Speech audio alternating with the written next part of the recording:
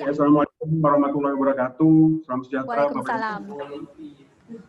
Terima kasih atas kesempatan yang diberikan. Paparan saya tidak panjang-panjang. Jadi, saya ingin menyampaikan secara umum aja mengenai pengalaman saya sebagai konsultan hak kekayaan intelektual. Sehingga saya mengambil judul Selayang Pandang tentang pendaftaran merek. Saya langsung mulai aja, Bapak Ibu sekalian. Tata cara dan jangka waktu proses pendaftaran merek pada saat sebelum dan sesudah terjadinya pandemi COVID-19 pada prinsipnya sama saja. Hal ini dikarenakan sebelum terjadinya pandemi, kantor merek telah menerapkan sistem pengajuan permohonan pendaftaran merek secara online. Sehingga tata cara dan jangka waktu proses pendaftarannya itu tidak berbeda. Jadi sama saja.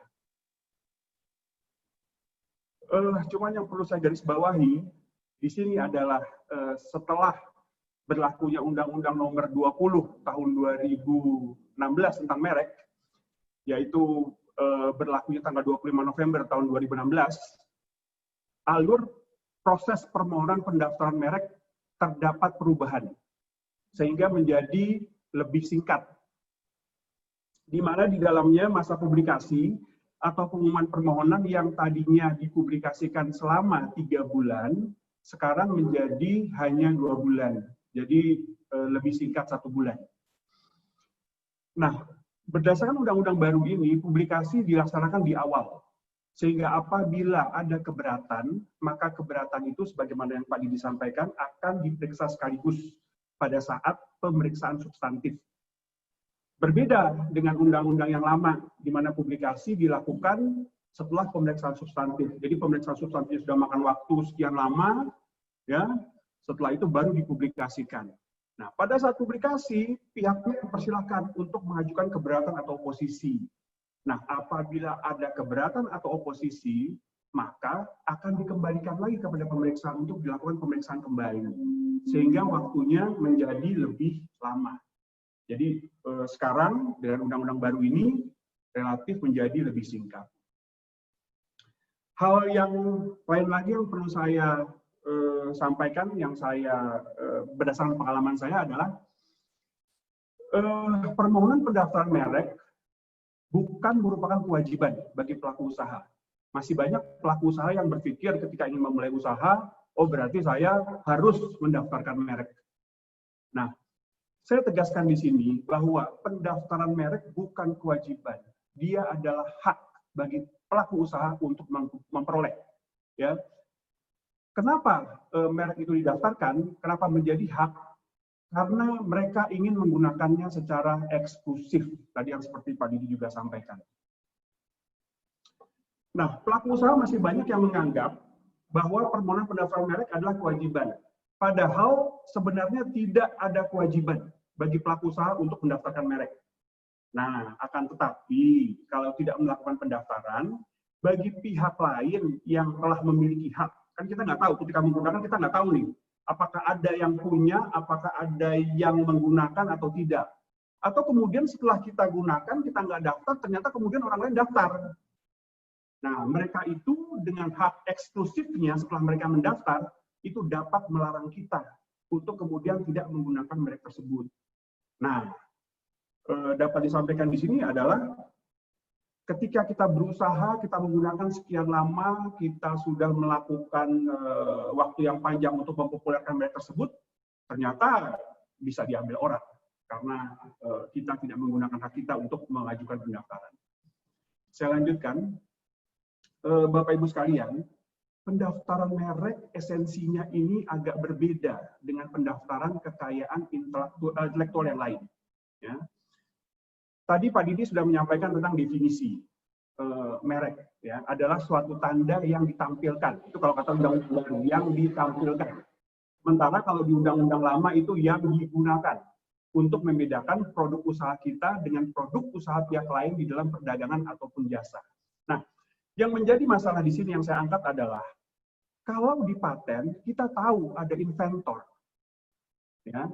Kalau di desain industri kita tahu ada desainer, di hak kita ada creator, tapi di merek tidak ada maker. Sorry, ini istilah saya, tidak ada maker.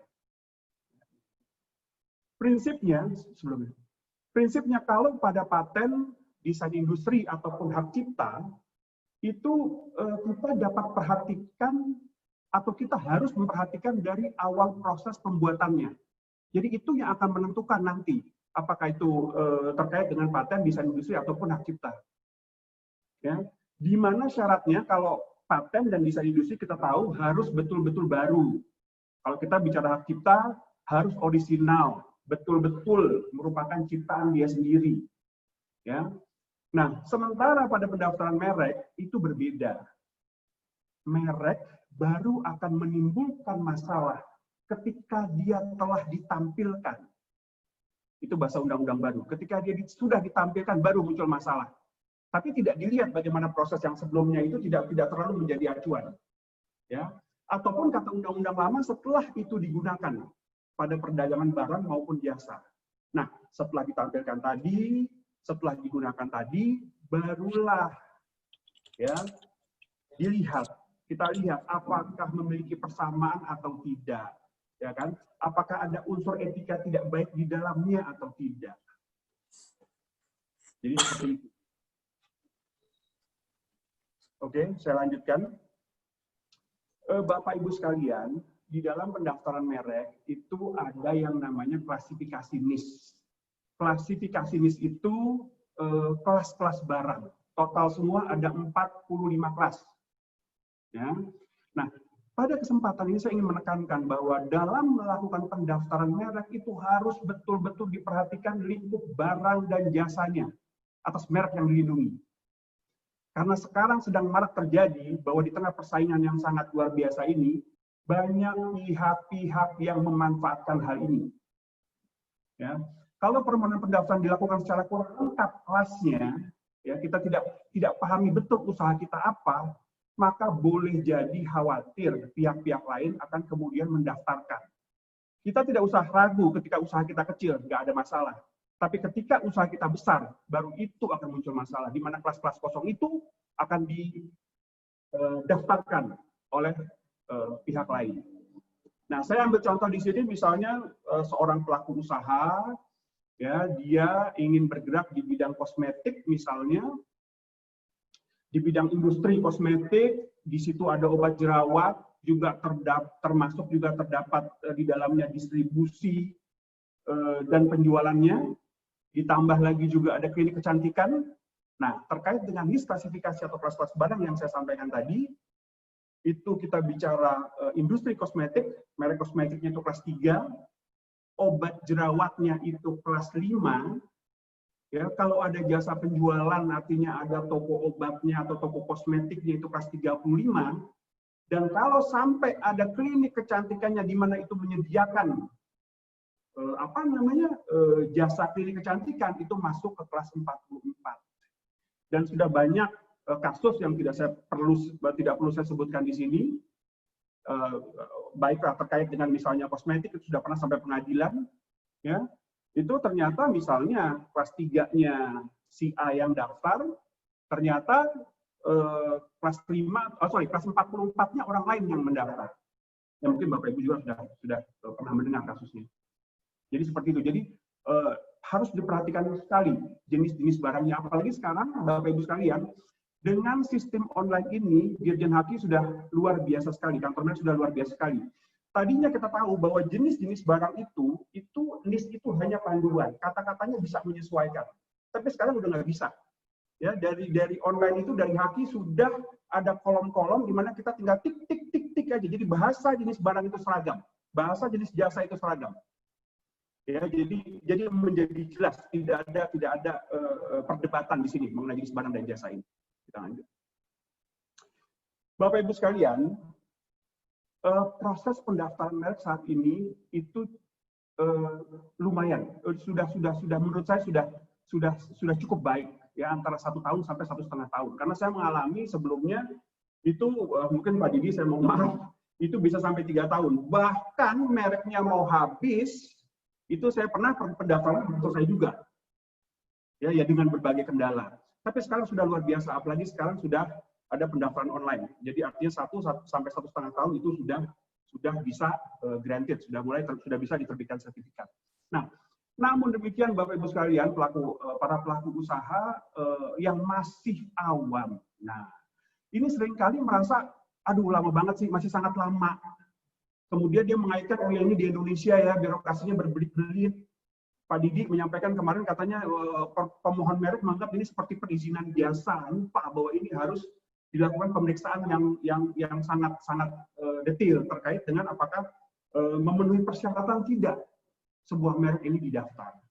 Nah, Bapak Ibu sekalian, saya sebagai praktisi di bidang kekayaan intelektual saat ini ingin menyampaikan bahwa ketika saya membandingkan dengan negara-negara lain itu ternyata ya memang lama juga.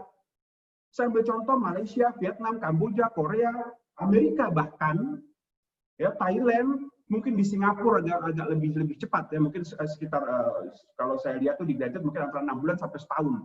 Ya, tapi belum lama. Seperti itu. Next.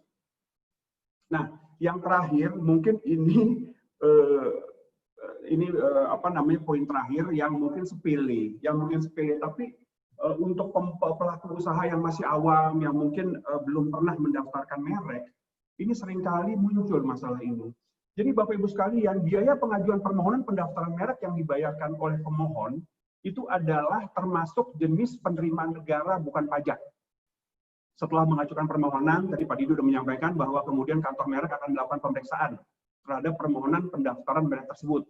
Barulah kemudian akhirnya kantor merek akan memutuskan apakah merek tersebut akan didaftar ataukah akan ditolak. Nah, apabila merek tersebut akan didaftar, maka akan segera diterbitkan sertifikatnya. Bahkan sekarang luar biasa, saya memuji Dirjen Haki ini, kenapa? Karena sertifikat ini sekarang cepat, ya online, kita bisa ngeprint sendiri sertifikat itu. Ya, jadi tidak ribet. Kalau kita bandingkan dengan yang lalu, Bapak Ibu sekalian itu dapat sertifikat itu bisa terbit sertifikat itu waduh 6 bulan aja udah termasuk cepat gitu ya. Jadi lama sekali. Makanya kalau lalu itu mungkin pendaftaran itu sekitar lebih kurang 2 tahun sebelumnya. Nah, tetapi apabila kemudian permohonan pendaftaran kita ditolak, nah maka biaya permohonan yang telah dibayarkan tersebut tidak dapat dikembalikan. Nah, ini berdasarkan ketentuan pasal 82 ayat 2 Undang-Undang Nomor 20 tahun 2016. Nah, yang saya garis bawahi adalah masih banyak pelaku usaha yang belum memahami ini. Mereka berpikir bahwa ini seperti perizinan, jadi biaya sudah keluar ya izin harus keluar, artinya merek harus terdaftar. Ya, saya kira demikian Bapak Ibu sekalian. Nanti apabila ada pertanyaan saya persilahkan. Terima kasih, saya serahkan kembali ke Bu Susan.